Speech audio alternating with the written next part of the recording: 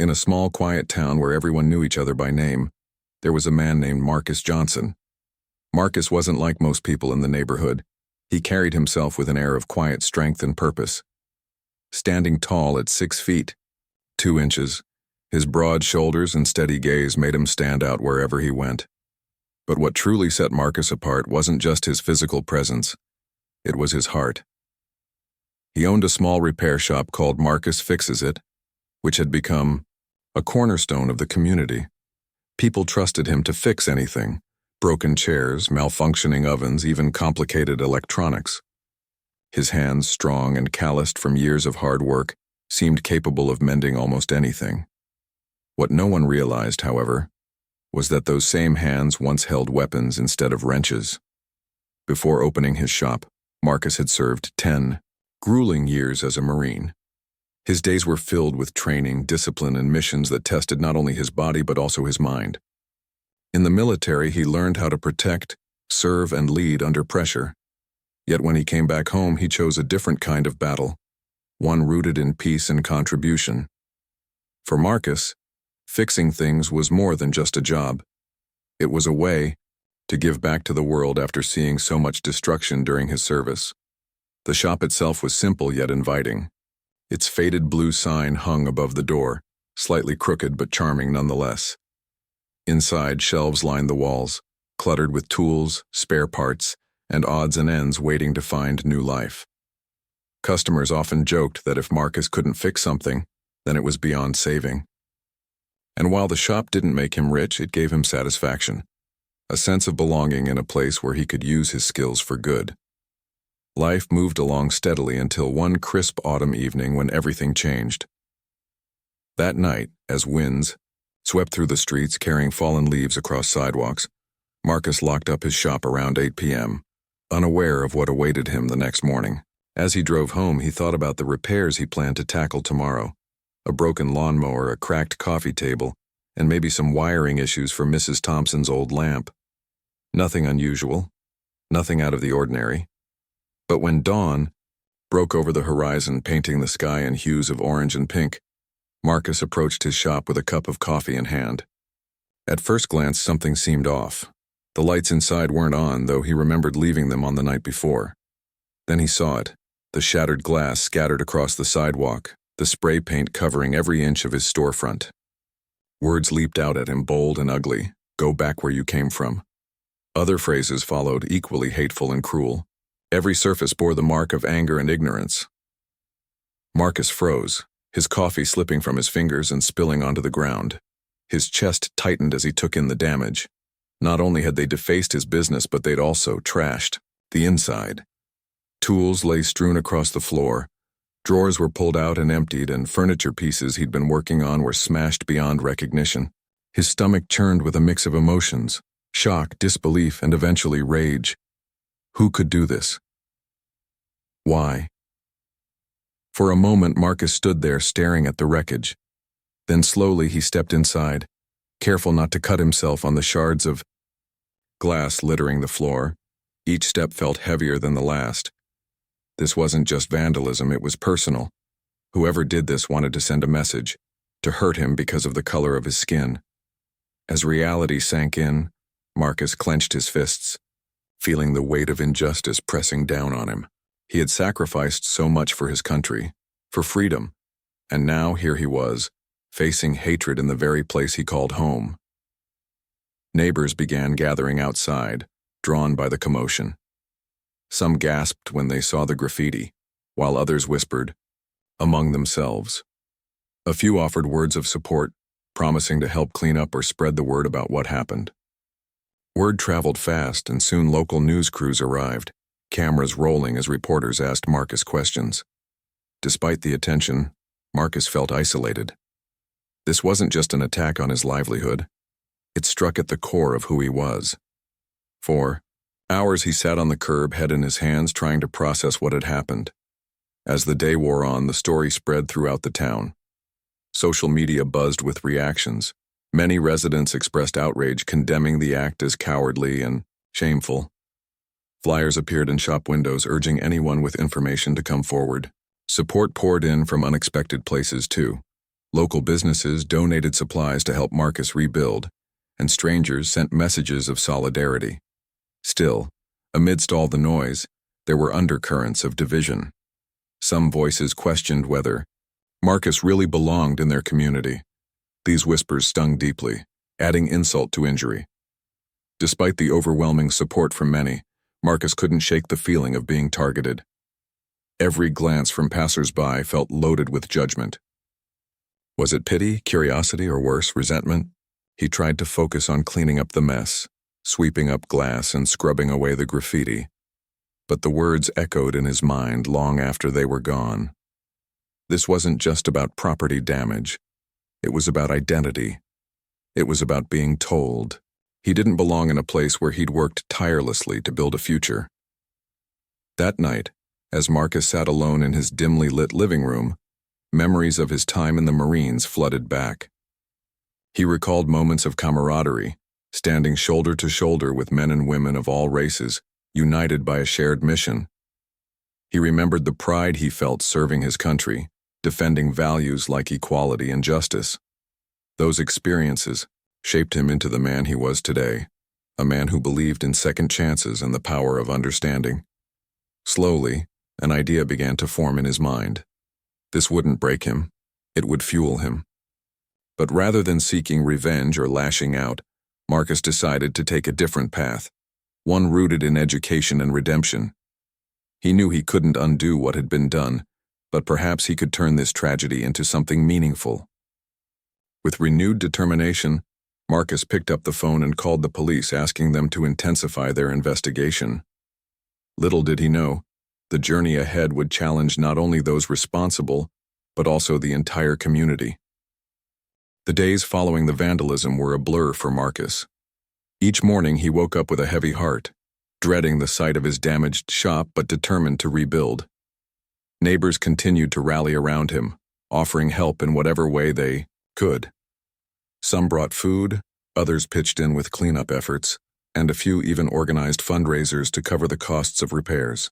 Despite their kindness, Marcus couldn't shake the feeling that this incident wasn't just about him. It was a reflection of something deeper, something darker lurking beneath the surface of the seemingly peaceful town.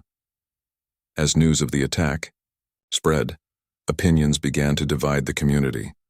On one side were those who stood firmly by Marcus, outraged by the blatant racism and eager to see justice served.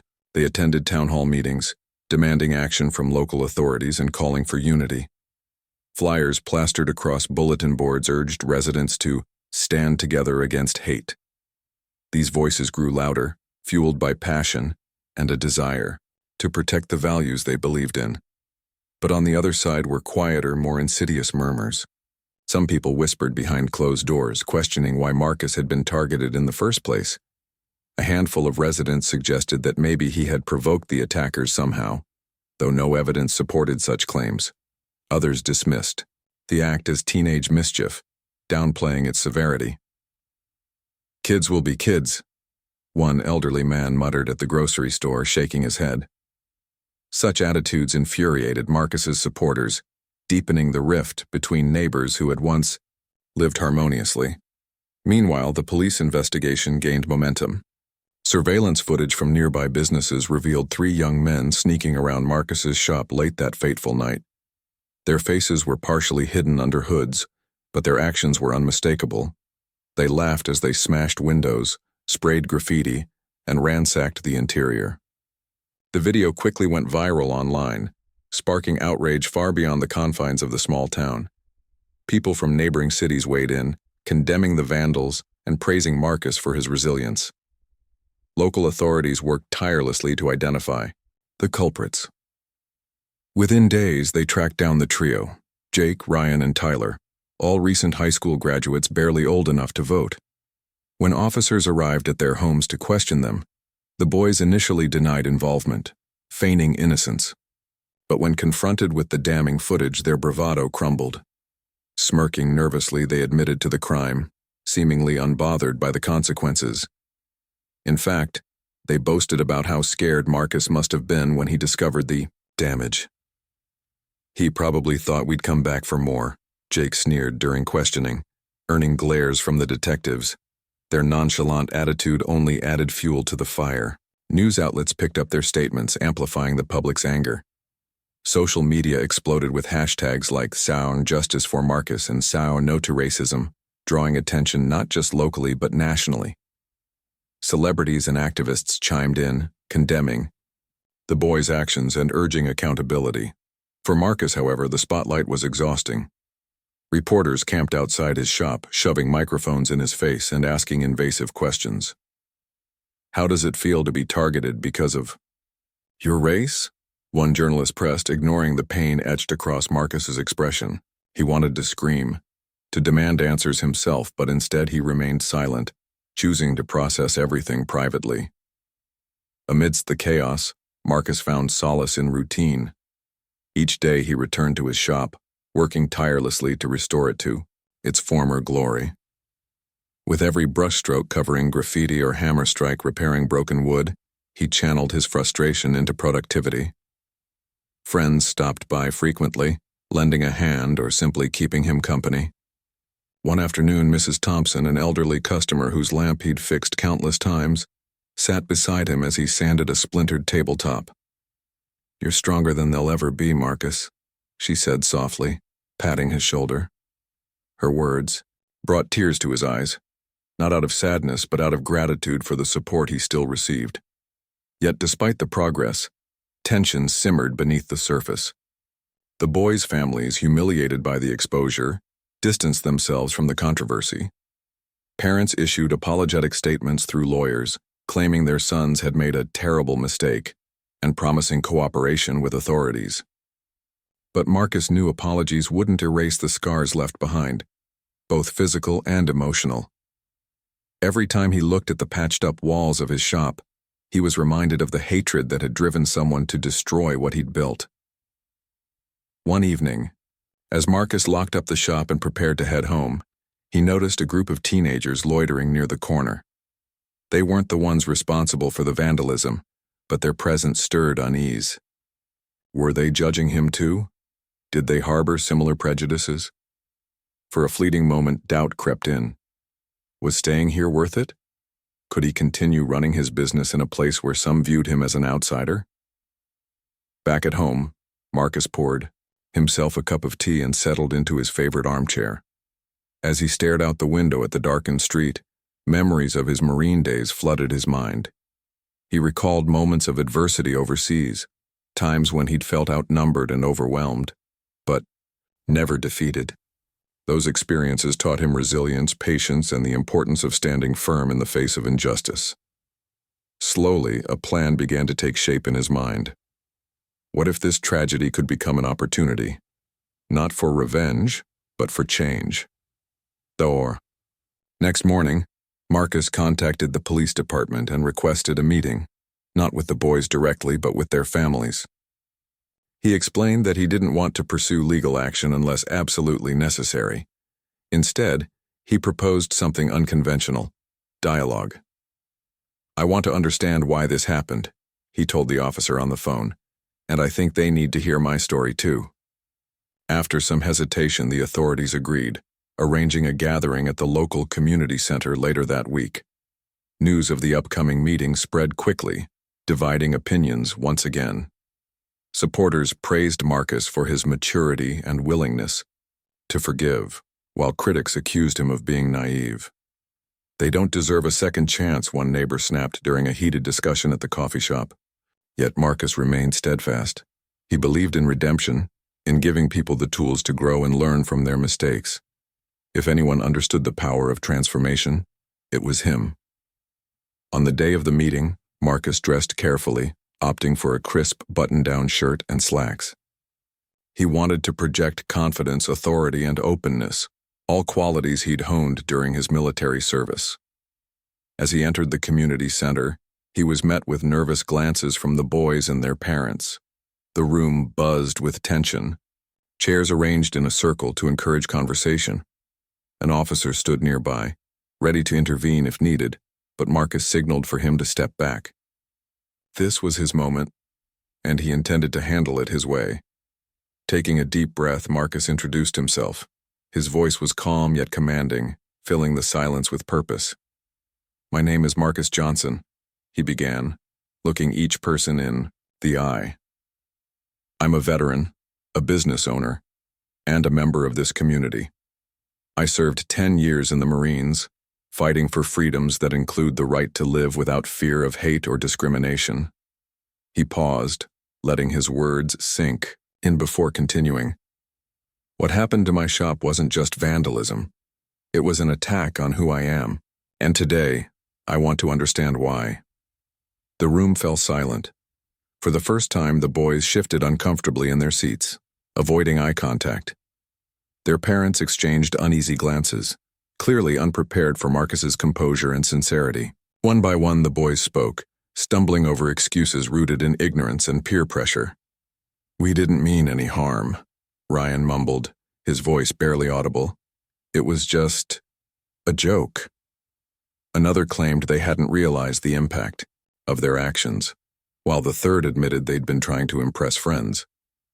Marcus listened intently, resisting the urge to interrupt. When they finished, he nodded slowly, then shared his own story. He spoke of growing up poor, enlisting in the Marines to provide for his family, and witnessing firsthand the devastation caused by prejudice and conflict. He described the camaraderie he'd experienced alongside soldiers of all races, united by a common goal. "Hatred doesn't solve anything," he concluded. "It only divides us further. You have a choice now, to continue down this path or to learn from your mistakes and make amends." By the end of the meeting, tears streamed down the faces of both the boys and their parents. Guilt and shame weighed heavily on them, but so did hope. Marcus hadn't lectured or berated them. He'd offered understanding and a chance to grow. It was a turning point, not just for the perpetrators but for the entire community. Little did anyone know this was only the beginning of a journey toward healing and reconciliation. The meeting at the community center marked a pivotal moment, but it was only the beginning of a long and challenging journey. Marcus knew that words alone wouldn't be enough to undo the damage caused by hate. He needed action, a way to transform apology into accountability and ignorance into understanding. As he left the meeting, his mind raced with ideas. What if the boys could learn firsthand what it meant to contribute positively to the community they had harmed? What if they could see beyond their prejudices and recognize the humanity in the people they had wronged? The next morning, Marcus approached the local authorities with a proposal. Instead of pressing charges which would likely result in juvenile detention or probation, he suggested an alternative: community service. The boys would spend weekends working at his repair shop, learning skills while giving back to the neighborhood they had vandalized. It wasn't just about punishment, it was about education, responsibility, and rebuilding trust. At first, the idea met resistance from some quarters. Critics argued that such leniency sent the wrong message, implying that acts of racism could go unpunished. But Marcus stood firm, explaining that revenge wouldn't heal wounds, it would only deepen them. Reluctantly, the boys and their families agreed to the arrangement. Facing mounting public pressure and the threat of legal consequences otherwise, they had little choice. That Saturday, Jake, Ryan, and Tyler arrived at Marcus's shop, dressed in worn jeans and sneakers, looking more like sullen teenagers than remorseful offenders. They shuffled awkwardly inside, avoiding eye contact as Marcus greeted them with a nod. "Welcome," he said simply, gesturing toward the workbench cluttered with tools and materials. "Today you start earning your place back in this community." For the first few weeks, progress was slow and tense. The boys dragged their feet, complaining about tasks and exchanging muttered insults when Marcus wasn't within earshot. Sweeping floors, organizing tools, and sanding wood didn't come naturally to them, and frustration often bubbled over into defiance. "Why do we have to do this?" Tyler grumbled one afternoon, slamming a hammer onto the table. "It's not like we're criminals." Marcus turned to him, his expression calm but firm. "You might not think so," he replied, "but actions have consequences. This is your chance to prove you can do better." Despite their initial resistance, Marcus refused to give up on them. He broke down each task into manageable steps, patiently guiding them through repairs and demonstrating techniques. Slowly, something remarkable began to happen. The boys started paying attention, not because they wanted to, but because Marcus made them feel capable. When Jake successfully fixed a wobbly chair leg for the first time, his face lit up with pride. When Ryan figured out how to rewire a broken lamp, Marcus clapped him on the back saying, "Good job, see? You've got potential." These small victories chipped away at their defenses, replacing resentment with a sense of accomplishment. As the weeks turned into months, the dynamic between Marcus and the boys shifted. They no longer saw him as just the victim of their crime. They began to see him as a mentor. Conversations became less guarded, more genuine. During breaks, Marcus shared stories from his time in the Marines, tales of camaraderie, sacrifice, and overcoming adversity. He spoke openly about the challenges he faced growing up Black in America, emphasizing the importance of empathy and respect. The boys listened intently, their preconceived notions crumbling under the weight of his honesty. One rainy Saturday afternoon, as they worked together on restoring an old bicycle for a neighbor's child, Ryan hesitated before asking a question that had clearly been weighing on his mind. "Marcus," he began cautiously, "why didn't you hate us after what we did?" Marcus paused, setting down his wrench and leaning against the workbench. For a moment he stared out the window, watching raindrops streak down the glass. Then, he turned back to Ryan, his gaze steady. "Hate doesn't fix anything," he said finally. "It eats away at you, leaves scars you can't see. I've seen enough hatred in my life to know it doesn't solve problems. It creates them. What happened here wasn't okay, but holding on to anger wouldn't make me stronger. Forgiveness does." His answer hung in the air, heavy yet liberating. The boys exchanged glances, processing his words. From that day forward, their attitudes changed noticeably. They worked harder, asked questions, and even cracked jokes, not cruel ones, but lighthearted banter that eased the tension. Marcus noticed subtle shifts in their behavior outside the shop too.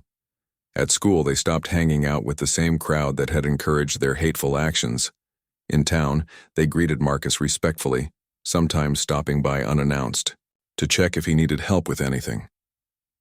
It was as though they were trying to rewrite their roles in the community, determined to leave behind the version of themselves that had committed such harm. Meanwhile, word of Marcus's unconventional approach spread throughout the town. Some residents admired his grace and leadership, praising him for turning adversity into opportunity. Others remained skeptical, questioning whether the boys deserved redemption. Tensions flared during a heated town hall meeting where residents debated the merits of restorative justice versus traditional punishment. Marcus attended the gathering, listening quietly as voices rose and tempers flared. When it was his turn to speak, he stood up, his presence commanding silence. "I'm not asking anyone to forget what happened," he said, his voice steady. "But I am asking you to consider the power of forgiveness. These boys made a mistake, a terrible one, but they're not monsters. They're kids who need guidance. If we push them away, we lose the chance to teach them something better." His speech resonated deeply with many attendees, sparking conversations that continued long after the meeting ended. Gradually, the tide of public opinion began to shift. People started seeing the boys not as villains but as individuals capable of growth. Local businesses offered internships to them, providing additional opportunities to develop new skills. Teachers reported improvements in their behavior at school, noting their increased focus and willingness to engage. Even parents who had once shunned Marcus began reaching out, thanking him for helping their sons find a path forward. By spring, Marcus's shop had fully recovered from the vandalism. Fresh paint covered the walls, new windows gleamed in the sunlight, and customers streamed in regularly, eager to support the man who had become a symbol of resilience and hope. But the real transformation wasn't visible. It was felt. The boys, now regular fixtures at the shop, carried themselves differently. Their shoulders squared with confidence, their eyes bright with purpose. They weren't perfect, they still stumbled occasionally, but they were learning. And Marcus, watching them grow, felt a quiet satisfaction. He hadn't just repaired his business, he had repaired lives. One evening, as Marcus locked up the shop and prepared to head home, he reflected on how far they'd all come. The road ahead wouldn't always be smooth, but it was a road paved with understanding and possibility. Hate had tried to tear them apart, but forgiveness and hard work had brought them closer together. For Marcus, this experience reaffirmed his belief in the power of second chances, not just for others, but for himself as well. He had faced hatred head-on and emerged stronger, proving that even in the darkest moments, light could prevail. Little did Marcus know, however, that their story was far from over. While the immediate wounds had begun to heal, the ripple effects of their journey would soon extend far beyond the boundaries of their small town, inspiring countless others to confront prejudice and embrace change. As spring gave way to summer, the transformation in Jake, Ryan, and Tyler became undeniable. What had started as reluctant community service had evolved into something deeper, a genuine connection with Marcus and a newfound sense of purpose. The boys no longer saw their weekends at the shop as punishment, but as an opportunity to learn, grow, and make amends. Their hands, once used to destroy, now crafted and repaired. They worked side by side with Marcus, laughing at his dry humor, absorbing his wisdom and slowly shedding the layers of ignorance that had fueled their actions. The impact of their journey wasn't confined to the walls of the repair shop. It rippled outward, touching every corner of the town. Neighbors who had initially doubted Marcus's approach began to notice changes, not just in the boys, but in themselves. Conversations about race, prejudice, and forgiveness became more frequent and less guarded.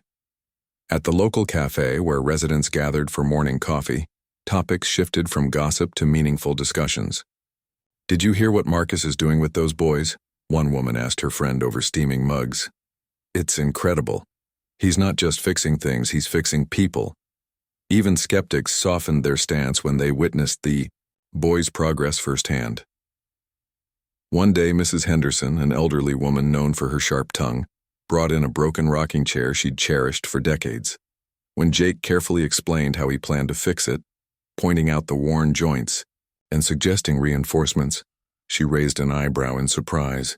"You know your stuff," she admitted, handing him the chair. A week later, when he returned it, restored to its former glory, she thanked him warmly, adding, "Keep it up, young man. You're going places." For Jake, those simple words carried immense weight, reinforcing the idea that he was capable of more than he'd ever imagined. Marcus, meanwhile, balanced his role as mentor and business owner with quiet determination. He pushed the boys to excel, challenging them with increasingly complex projects while encouraging them to think critically about their choices. "Every tool has a purpose," he often reminded them. "Just like every action has a consequence. Use them wisely." His lessons extended beyond carpentry and mechanics. They were life lessons wrapped in practical skills. By teaching them how to fix broken objects, he was also showing them how to mend fractured relationships and rebuild trust. One particularly memorable project involved restoring a dilapidated bench in the town square. Years of weathering had left it splintered and unstable, a symbol of neglect much like the vandalism had been for Marcus's shop. With guidance from Marcus, the boys dismantled the bench piece by piece, sanding down rough edges and replacing damaged planks. As they worked, passers-by stopped to watch, some offering words of encouragement. "Looks like you're making this old thing new again," remarked a jogger, pausing to wipe sweat from his brow. Ryan grinned, holding up a freshly varnished plank. "That's kind of what we're trying to do, start fresh." When the bench was finally completed, the town held a small ceremony to unveil it. Residents gathered around, clapping as Marcus and the boys stood together, beaming with pride. Mayor Harris delivered a speech, praising Marcus for his leadership and the boys for their dedication. "This bench represents more than wood and nails," he said, gesturing toward it. "It's a reminder of resilience, redemption, and the power of second chances." The crowd erupted in applause, and for the first time the boys felt truly accepted, not despite their past mistakes, but because they had worked hard to overcome them. But the journey wasn't without its challenges. There were moments when old habits threatened to resurface. One Friday evening, after finishing work at the shop, Tyler found himself back in the company of his former friends, the same ones who had egged him on during the vandalism. They teased him about spending so much time with Marcus, mocking his efforts to play hero. Anger bubbled inside Tyler, and for a brief moment he considered walking away from everything he'd built. But then he remembered Marcus's words. Actions have consequences. Taking a deep breath, Tyler stood his ground, telling them flatly, "I'm not that guy anymore." To his surprise, they didn't argue. Instead, they looked at him differently, as if seeing him for the first time. Back at home, Marcus reflected on the boys' progress with a mix of pride and caution. He knew they still had a long way to go, but their growth filled him with hope. Yet he couldn't ignore the lingering scars within the community. While many embraced reconciliation, others remained resistant, clinging to outdated beliefs. Some shopkeepers refused to serve the boys, muttering under their breath about criminals getting off easy. Others avoided Marcus altogether, uncomfortable with the attention his story had drawn. It was a stark reminder that healing took time and patience. Determined to bridge these divides, Marcus organized a series of workshops aimed at fostering dialogue and understanding. Held at the community center, the sessions brought together residents from all walks of life to discuss issues of race, privilege, and empathy. Marcus opened each session with a personal story, sharing moments of hardship and triumph from his own life. His vulnerability created space for others to open up, leading to raw and honest conversations. One participant, a middle-aged man named Greg, confessed during a session, "I've always thought I wasn't racist, but hearing Marcus talk made me realize how blind I've been to my own biases. I need to do better." These workshops sparked a wave of change throughout the town. Local schools incorporated lessons on diversity and inclusion into their curriculum, inspired by Marcus's example. Churches hosted interfaith dialogues, emphasizing unity over division. Even businesses pledged to support marginalized communities, offering discounts to minority-owned enterprises and hiring practices that prioritized inclusivity. Slowly but surely, the town began to transform, not overnight, but step by step. By late summer, Marcus's shop had become more than just a place to fix broken items. It was a hub of connection and growth. Customers lingered longer, sharing stories and laughter. Children played nearby as their parents chatted with Marcus, seeking advice or simply enjoying his company. The once vandals turned apprentices moved through the space with confidence, greeting everyone warmly. Strangers passing by often paused to admire the sign above the door, which now read, "Marcus fixes it, and so can you." Despite the progress, Marcus remained humble. He knew the fight against prejudice was far from over, both in his town and beyond. But he also believed in the power of small victories. Each repaired chair, each restored relationship, each changed perspective was a step toward a brighter future. And as he watched the boys laugh and joke together, their voices echoing through the shop, he felt a profound sense of fulfillment. They weren't just rebuilding his business, they were building a legacy of hope, forgiveness, and resilience. Little did Marcus know, however, that their story was about to reach an even wider audience. News outlets from neighboring cities caught wind of the remarkable transformation unfolding in the small town. Journalists arrived, eager to document the journey of a Marine-turned-mentor and the boys who had once sought to destroy him, but now called him a friend. Cameras rolled, microphones hovered, and questions flew, but Marcus handled it all with characteristic calm. "This isn't about me," he told reporters repeatedly. "It's about proving that hate doesn't win. Love does." As the story gained national attention, invitations poured in, from talk shows to conferences, organizations eager to share Marcus's message of redemption and unity. Though flattered, Marcus hesitated. Leaving his shop, his boys, and his community felt daunting. Yet deep down, he recognized the opportunity to amplify his message, to inspire others facing similar struggles. With the boys' blessing, he agreed to speak at a major event in the city, an occasion that would bring their journey full circle and cement their legacy as a beacon of hope in a divided world. The day of the national event arrived, and Marcus felt a mix of excitement and nervousness as he prepared to step onto a stage far larger than anything he'd ever experienced. The venue was packed. Rows upon rows of people filled the auditorium, their faces illuminated by soft lighting. Cameras lined the edges of the stage, ready to broadcast his story to millions watching at home. For someone who had spent most of his life fixing broken objects in a quiet shop, the scale of it all was overwhelming. Yet, as he adjusted the collar of his crisp button-down shirt and took a deep breath backstage, Marcus reminded himself why he was there. Not for fame or recognition, but to share a message of hope, forgiveness, and resilience. When the host introduced him, the crowd erupted into applause. Marcus walked out onto the stage, his tall frame commanding attention without needing to say a word. He paused briefly, scanning the sea of faces before him, then smiled warmly. "Thank you," he began, his voice steady and clear. "I'm just a regular guy from a small town, trying to make a difference in my own little corner of the world. But sometimes, life throws challenges our way that force us to grow. And today, I want to tell you about one such challenge." For the next 30 minutes, Marcus recounted his journey with honesty and vulnerability. He spoke about his time in the Marines, describing the camaraderie and sacrifices that shaped him into the man he was today. He shared how he returned home to start fresh, opening a repair shop as a way to give back to his community. Then, he recounted the night his shop was vandalized, the shock, the anger, and the pain of being targeted because of the color of his skin. His words painted a vivid picture of the hate he faced, drawing murmurs of disbelief from the audience. But Marcus didn't stop there. He explained how he chose forgiveness over revenge, opting to work with the perpetrators instead of seeking punishment. "When I saw those boys for the first time," he said, "they were scared, defensive, and full of excuses. But beneath all that, I saw potential. I believed they could change if given the chance." As he described the months they spent working together in his shop, learning skills, sharing stories, and breaking down barriers, the audience leaned forward, captivated by the transformation unfolding before them. To emphasize his point, Marcus invited Jake, Ryan, and Tyler to join him on stage.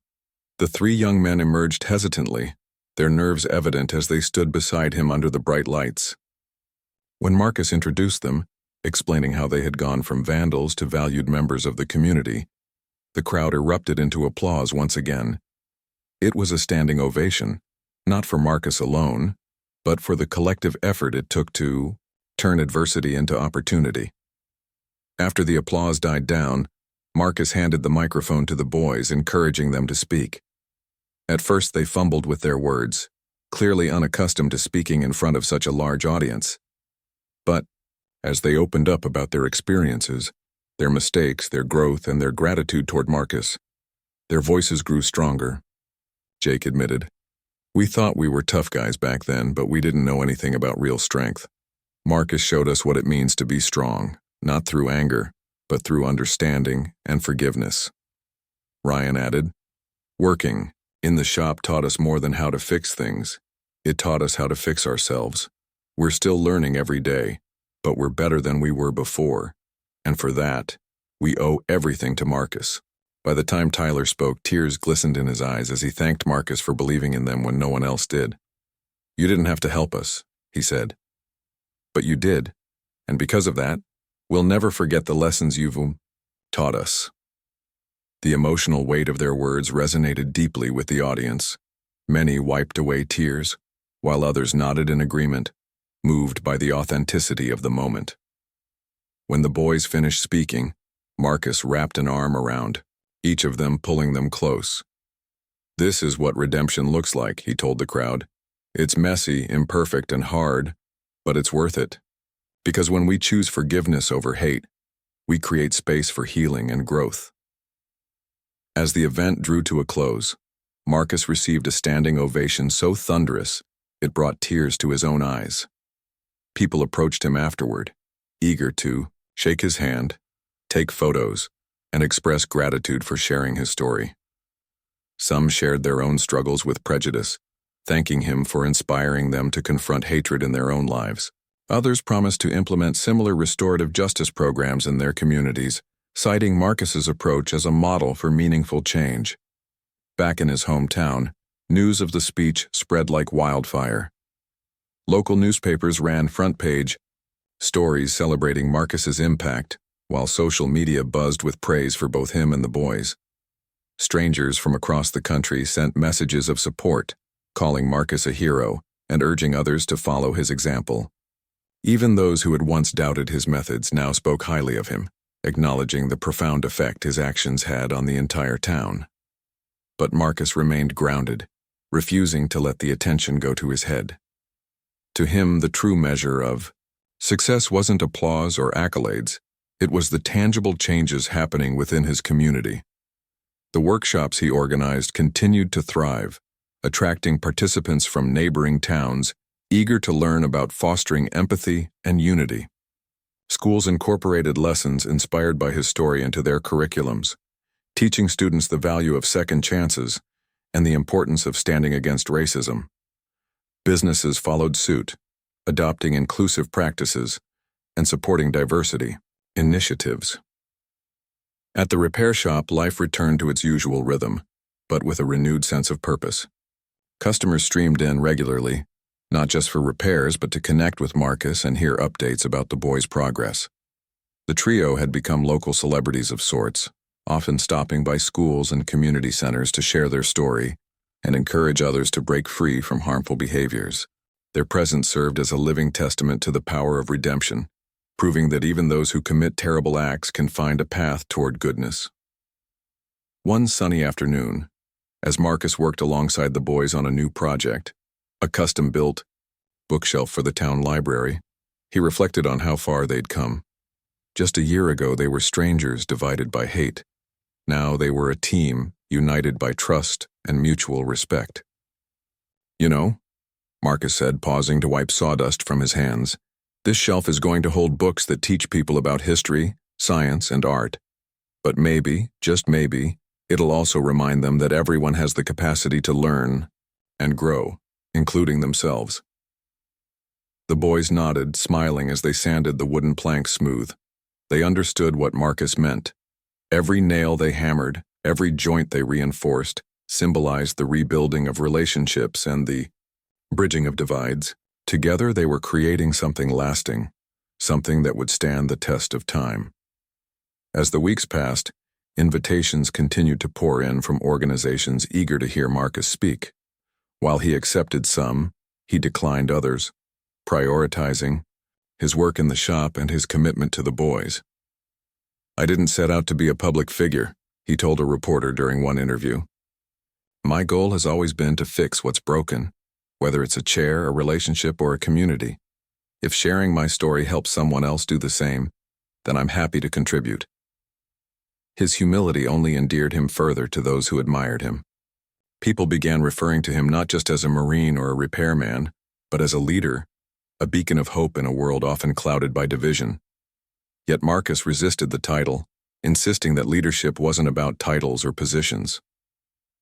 "True leadership," he explained, "is about showing up, doing the right thing, and believing in the possibility of change, even when it feels impossible." By winter, the town had transformed in ways no one could have predicted. Once divided neighbors now greeted each other warmly, putting aside old grudges. Community events drew record attendance, fostering connections that transcended age, race, and background. And at the center of it all stood Marcus's shop, a symbol of resilience, forgiveness, and the enduring power of second chances. But Marcus knew the journey wasn't over. Prejudice and ignorance persisted, lurking in corners, waiting to resurface. Still, he remained hopeful. With every repaired object, every mended relationship, and every changed perspective, he saw proof that love and understanding could triumph over hate. And as long as there were people willing to listen, learn, and grow, Marcus believed the future held endless possibilities. Little did he realize, however, that the ripple effects of his story were spreading farther than he imagined. Across the country, communities inspired by his example began implementing similar programs, using restorative justice to address conflicts and heal divisions. From classrooms to courtrooms, Marcus's legacy was taking root, planting seeds of change that would continue to bloom for generations to come. Months turned into years, and Marcus's story continued to inspire change far beyond the borders of his small town. What had started as a personal journey of resilience and forgiveness became a movement, touching lives across the nation. Communities that once felt powerless against the tide of prejudice and division found hope in Marcus's example. His philosophy, that hate could be dismantled through understanding and hard work, resonated deeply with people from all walks of life. From urban neighborhoods to rural towns, individuals began adopting his approach, proving that even the smallest acts of kindness and accountability could spark meaningful transformation. Back home, Marcus's repair shop remained the heart of the community. It wasn't just a place where broken items were mended, it was a sanctuary where broken relationships were repaired too. The boys, Jake, Ryan, and Tyler, had grown into young men, each carving out their own paths while staying connected to Marcus and the lessons he'd taught them. Jake pursued a career in carpentry, opening his own woodworking studio downtown.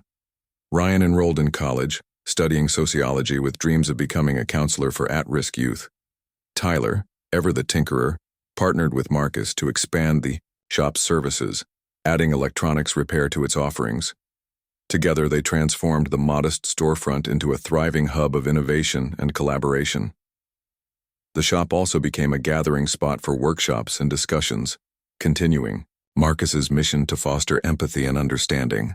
Local leaders, educators, and activists frequently visited, eager to learn how they could implement similar programs in their own areas. One particularly impactful initiative involved pairing troubled teens with mentors who could guide them toward positive change. Inspired by Marcus's success with the boys, the program emphasized hands-on learning and restorative justice, helping participants develop skills while addressing underlying issues like anger and bias. Within months, dropout rates decreased and juvenile crime plummeted, a testament to the power of second chances. As word of these successes spread, invitations poured in from organizations nationwide, asking Marcus to consult on similar projects. At first, he hesitated, reluctant to leave behind the community he loved. But when he realized the potential impact, he agreed to travel occasionally, sharing his insights with others. He spoke at schools, prisons, and conferences, always emphasizing the importance of patience, perseverance, and belief in people's ability to change. "No one is born hateful," he often said during these talks.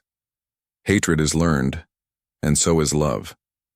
We have the power to teach both." His travels introduced him to countless stories of redemption, reinforcing his faith in humanity. In Chicago, he met a former gang member turned community organizer who credited Marcus's story with inspiring his own turnaround. In Los Angeles, he visited a nonprofit using art therapy to help rehabilitate incarcerated youth, their walls adorned with murals depicting themes of unity and forgiveness. Everywhere he went, Marcus saw echoes of his hometown's journey, proof that healing was possible when compassion outweighed judgment. Despite his growing influence, Marcus never lost sight of what mattered most, the people around him. He returned home after each trip more determined than ever to nurture the bonds he'd built. His shop remained open to anyone in need, whether they required a repaired toaster or advice on navigating life's challenges. Neighbors still gathered, there on weekends swapping stories over coffee and laughter. And though the scars of the past lingered, the patched-up walls of the shop served as a reminder of where they'd been. They no longer represented pain. Instead, they symbolized resilience, growth, and the beauty of imperfection. One crisp autumn morning, 5 years after the vandalism, the town held a special ceremony to honor Marcus and the boys. Hundreds of residents packed the square, spilling onto nearby streets as local officials unveiled a plaque commemorating their journey. Inscribed on it were words chosen by Marcus himself: "Forgiveness repairs what hatred breaks. Love builds bridges where fear creates walls." As the crowd cheered, Marcus stood beside the boys, now confident young men, their arms linked in solidarity. Tears welled in his eyes as he scanned the sea of faces, friends, neighbors, strangers united by a shared vision of hope. Following the ceremony, a documentary crew premiered a film chronicling Marcus's story, titled From Hate to Hope. The project had taken years to complete, weaving together interviews, archival footage, and intimate moments captured over time. The filmmakers highlighted not only the vandalism and its aftermath, but also the broader cultural shifts sparked by Marcus's actions. Viewers watched as the boys evolved from defiant teenagers to compassionate adults, as the town embraced diversity and inclusion, and as Marcus emerged as a quiet yet powerful force for good. The documentary aired nationwide, further amplifying Marcus's message. Schools adopted it as part of their curriculum, sparking conversations about racism, forgiveness, and leadership. Corporations screened it during employee training sessions, encouraging staff to reflect on biases and promote inclusivity. Even policymakers cited it as inspiration for criminal justice reform, advocating for restorative practices over punitive measures. Overnight, Marcus became a household name, but to those who knew him best, he remained unchanged, humble, hardworking, and deeply committed to making the world a better place. Yet despite the accolades and recognition, Marcus refused to rest on his laurels. He believed that true progress required constant effort and vigilance. Change isn't a destination, he often reminded others. It's a journey, and we're all responsible for keeping it moving forward. With this mindset, he continued expanding his reach, partnering with national organizations to tackle systemic issues like racial inequality and economic disparity. He launched a scholarship fund for underprivileged students, ensuring access to education regardless of background. He advocated for affordable housing initiatives, recognizing that stable communities were key to breaking cycles of poverty and violence. At the same time, Marcus made space for reflection and gratitude. On quiet evenings, he would sit on the porch of his modest home, sipping tea and watching the sunset paint the sky in hues of orange and pink. Sometimes the boys joined him, reminiscing about old times and dreaming of the future. Other times he sat alone, marveling at how far they'd come. Each moment filled him with a profound sense of fulfillment, not because he sought glory, but because he had stayed true to his values. One evening, as snow blanketed the ground and twinkling lights adorned the shop windows, Marcus received an unexpected visitor. It was Mrs. Thompson, the elderly woman whose lamp he'd fixed countless times over the years. She carried a small box wrapped in festive paper, her cheeks flushed from the cold. "I wanted to thank you properly," she said, handing him the gift. Inside was a handmade quilt, stitched with care and adorned with patches representing milestones in his journey, the marine emblem, a hammer and wrench, and a dove symbolizing peace. Marcus choked up as he ran his fingers over the intricate design. "This means more to me than you'll ever know," he told her, pulling her into a warm embrace. Later that night, he draped the quilt over his couch, letting it serve as a reminder of the connections he'd forged and the lives he'd touched. It wasn't wealth or fame that defined him. It was the love and trust of those around him. Years later, when Marcus finally decided to retire, passing the torch to Tyler and Jake, the town threw a celebration unlike any other. Friends, family, and admirers from across the country gathered to honor the man who had transformed their world. Speeches were given, tears were shed, and laughter echoed through the night. As fireworks lit up the sky, Marcus stood quietly at the edge of the crowd, his heart swelling with pride. He hadn't set out to change the world, but in choosing forgiveness over hate, he had ignited a chain reaction that rippled far beyond anything he could have imagined. In the end, Marcus's legacy wasn't measured by awards or headlines. It was written in the smiles of children playing freely in integrated parks, in the confidence of young men and women pursuing dreams once thought impossible, and in the unity of a community that chose love over fear. His story proved that even in the face of hatred, light could prevail, and that every act of kindness, no matter how small, had the power to heal and inspire. For Marcus Johnson, that was enough.